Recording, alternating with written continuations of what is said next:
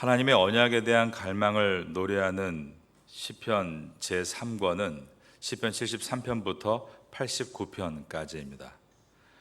오늘 본문의 시작인 시편 73편은 하나님의 언약에 대해서 문제 제기를 가지고 시작합니다.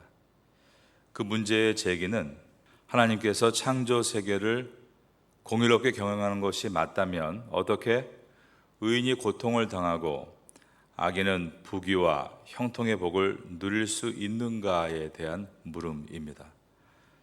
이 내용이 오늘의 본문입니다. 그리고 내일 본문인 73편의 하반부는 하나님은 반드시 악을 심판하신다라는 것을 시편 기자는 깨닫고 그분의 공의를 믿고 경배하는 내용으로 마무리됩니다. 이어지는 74편은 성전이 파괴되고 약속의 땅이 황폐해지고 하나님의 백성이 바벨론으로 끌려간 포로기를 배경으로 하면서 왜 이스라엘 대적들, 곧 하나님 믿지 않는 악한 자들이 저렇게 잔혹하게 하나님 백성을 치는데도 하나님께서 잠잠하시는가에 대해서 고발하고 나서 또 하반부부터는 하나님은 과거 이스라엘 백성을 애굽에서 종노릇 할 때 구원하셨듯이 지금 하나님의 능력으로 이스라엘 백성들을 또 언약의 근거에서 건져내실 것이다, 그런 믿음을 가지고 중보하는 내용으로 되어 있습니다. 이처럼 원수들의 흥함과 부조리를 한탄하고 고백하는 내용들이 시편 제3권인 73편부터인 것입니다. 오늘 본문도 그러한 내용을 우리가 보게 될 것입니다. 이제 오늘 본문의 첫 절인 시편 73편 1절부터 보겠습니다. 하나님이 참으로 이스라엘 중 마음이 정결한 자에게 선을 행하시나 나는 거의 넘어질 뻔하였고 나의 걸음이 미끄러질 뻔하였으니. 자, 3절 말씀을 다 같이 읽겠습니다. 이는 내가 악인의 형통함을 보고 오만한 자를 질투하였음이로다 라고 했습니다. 이 문장을 보면 어떤 것이 느껴지십니까?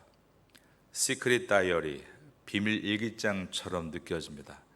자기의 속마음을 하나도 숨기지 않고 있는 그대로 표현하고 있는 것입니다. 시편 기자는 말하기를 나는 악인의 형통을 보고 넘어질 뻔했고 미끄러질 뻔했다라고 표현했습니다.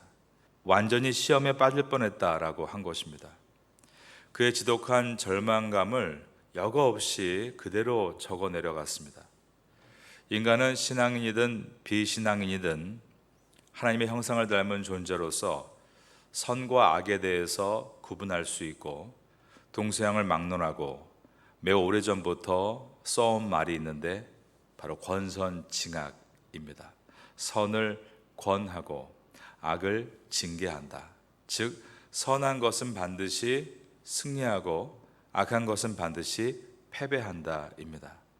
영미권에서는 이와 같은 의미로 rewarding good and punishing evil 이라고 표현합니다. 태국에서는 같은 의미로 송슴 괌디 레 롱톳 괌추아 라고 표현합니다. 그런데 세상의 현실 속을 보면 꼭 이러한 문구대로 되지 않는 경우들이 있다는 것입니다. 오히려 악한 자가 사는 날 동안 육체적으로도 건강하고 물질적으로도 풍요롭고 심지어 죽을 때도 호상으로 죽는 일들이 있는 것입니다. 4절과 5절입니다. 그들은 죽을 때에도 고통이 없고 그 힘이 강건하며 사람들이 당하는 고난이 그들에게는 없고 사람들이 당하는 재앙도 그들에게는 없나니. 이것에 대해 시편 기자는 아주 진솔하게 내가 그것을 보고 거의 넘어질 뻔했고 나의 걸음이 미끄러질 뻔했고 그의 형통을 보고 질투했다라고 말을 하고 있습니다. 아주 진솔하게 고백을 한 것입니다. 시편은 악인의 형통에 대한 괴로움을 이와 같이 솔직하게 기록하고 있습니다. 그런데 반대로 의인의 불통에 대한 괴로움을 솔직하게 기록하고 있는 말씀이 있는데 바로 욥기서이죠. 욥은 심각하게 고민했습니다. 왜 의인에게 육체적으로 병이 오고 물질적으로 소멸하며 심지어 가족을 모두 잃는 고통이 찾아오는가? 그는 심각하게 고민했던 것입니다. 구약 성경에서 문학 장르 중 시가서는 5권인데 욥기, 시편, 잠언, 전도서, 아가서까지입니다. 이 5권은 시가서라는 장르로 되어 있고 이 5권은 모두가 기도문입니다. 즉 오늘 시편에서 시편 기자의 탄식과 욥기서에서 욥의 탄식은 모두가 그들의 마음을 솔직하게 쏟아놓는 기도였다는 것입니다. 여러분, 감사의 고백도 기도죠. 찬양과 경배도 기도입니다. 그런데 괴로움의 탄식도 기도인 것입니다. 그리고 탄식의 기도는 아무에게도 보일 수 없는 비밀 일기장과도 같습니다. 내가 미워하는 악인들의 이름이 적혀 있을 수 있고 나의 은밀한 죄들이 적혀 있을 수도 있습니다. 이런 것을 만약에 사람에게 드러내 말한다면 사람들로부터 솔직하다는 말보다는 경솔하다는 말을 듣게 될 것입니다. 그러나 이러한 비밀의 말들도 다 뱉어내야 합니다. 어디에서 뱉어내야 하는가? 바로 기도의 자리에서 뱉어내야 하는 것입니다. 하나님께만은 있는 그대로 솔직하게 심령의 밑바닥까지 드러내 보이며 털어놓아야 하는 것입니다. 그러므로 기도는 요점 정리하듯 짧게 끝낼 수 없고 또는 하나님 다 아시죠? 라며 하나님이 내 감정도 아주 신속하게 다 정리해 주기를 바랄 수 없습니다. 요즘 현대인들이 바쁘게 살고 있지만 효율적이거나 창의적으로 살지는 못하고 있습니다. 대부분 사람들이 똑같이 스마트폰으로 인터넷을 하면서 하루에 많은 시간들을 보내고 있습니다. 사람들과 대화하며 서로의 지혜를 나누는 창의적인 모습은 점점 사라지고 모두가 맹목적으로 스마트폰으로 인터넷 서핑을 하며 획일화된 모습을 갖고 있습니다. 어떤 외식을 나온 젊은 남녀 한 쌍이 서로의 얼굴을 바라보고 감정을 나누고 이야기를 나누는 것보다 서로가 들고 있는 스마트폰을 보며 음식을 먹는 모습은 이제 낯설지가 않을 정도입니다. 우리가 우리의 시간을 창의적으로 쓸 수 있는 방법은 먼저 하나님과의 만남의 시간, 즉 기도를 확보하는 것에서부터 시작합니다. 그리고 기도 안에서 내 안의 모든 것을 다 드러내며 고백하는 것입니다.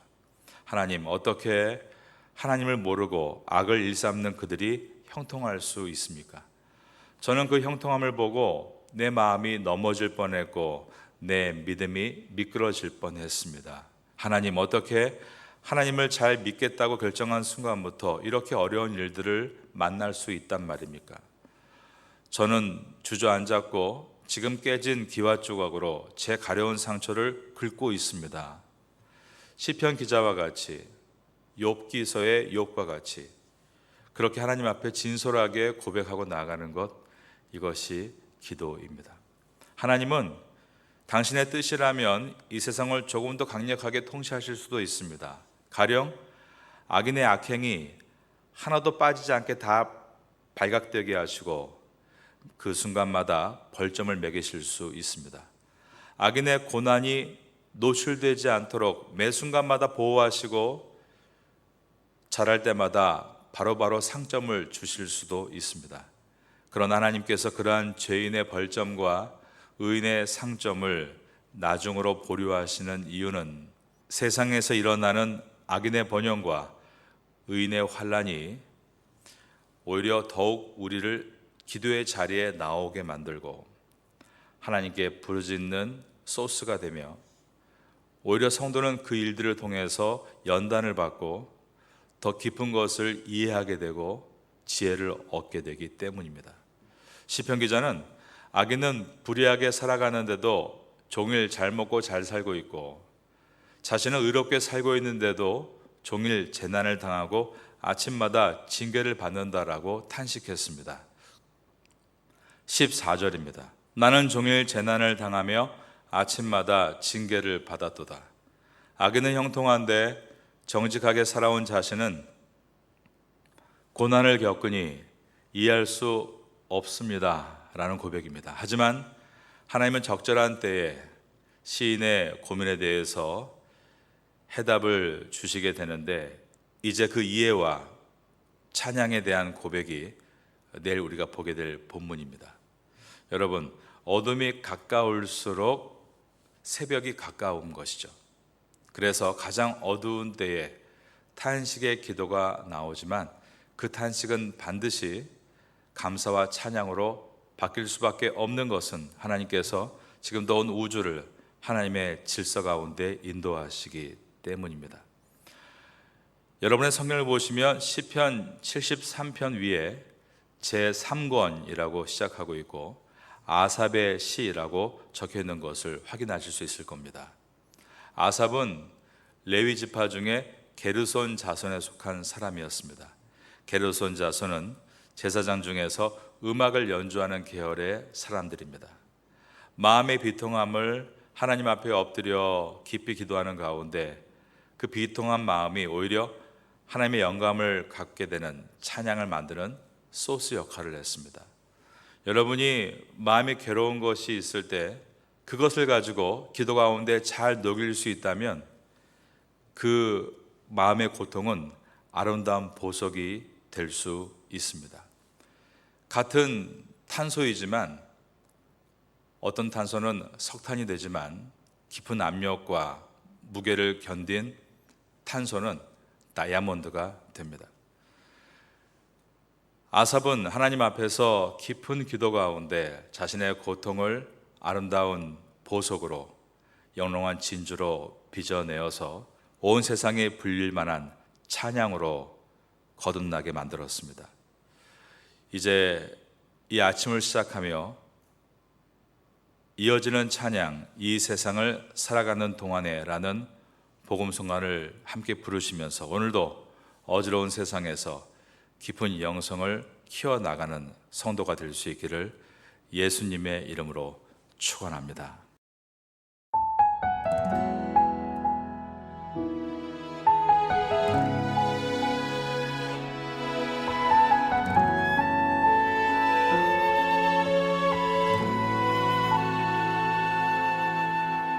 이 세상을 살아가는 동안에 나의 힘을 의지할 수 없으니 기도하고 낙심하지 말 것은 주께서 참 소망이 되심이라. 하나님의 꿈이 나의 비전이 되고 예수님의 성품이 나의 인격이 되고 성령님의 권능이 나의 능력이 되길 원하고 바라고 기도합니다.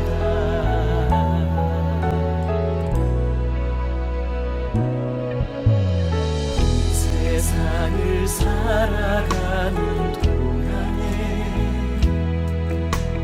나의 힘을 의지할 수 없으니 기도하고 낙심하지 말 것을 주께서 참 소망이 되시리라.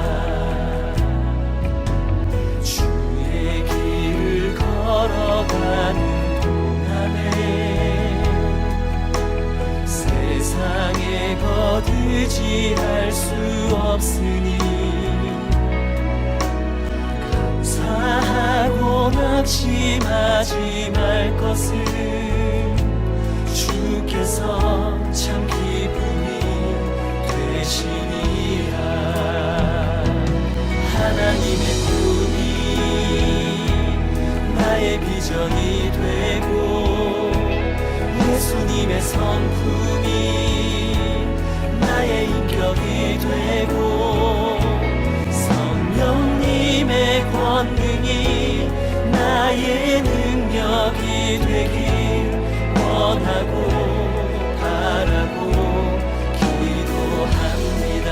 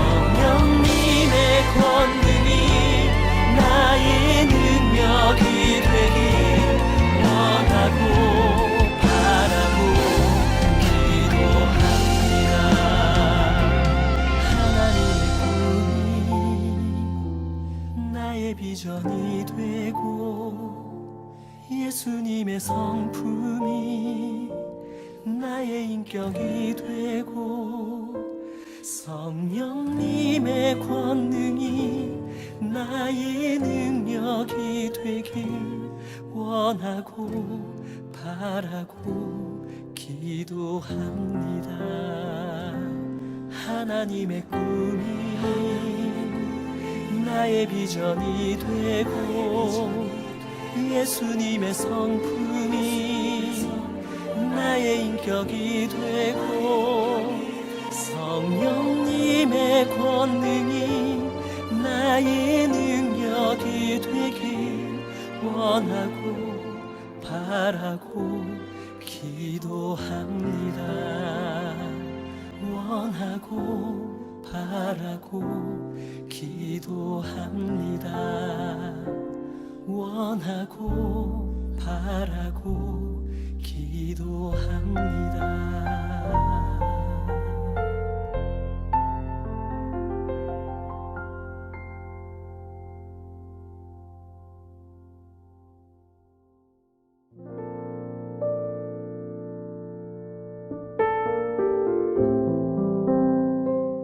지금은 함께 마음을 열고 기도하는 시간입니다. 6월에 우리가 함께 품고 기도할 제목을 나눕니다. 조국 교회가 사명을 잘 감당하도록 붙들어 주옵소서.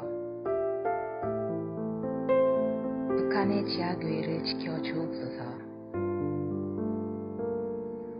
태국 교회가 말씀 위에 굳게 서도록 역사하여 주옵소서.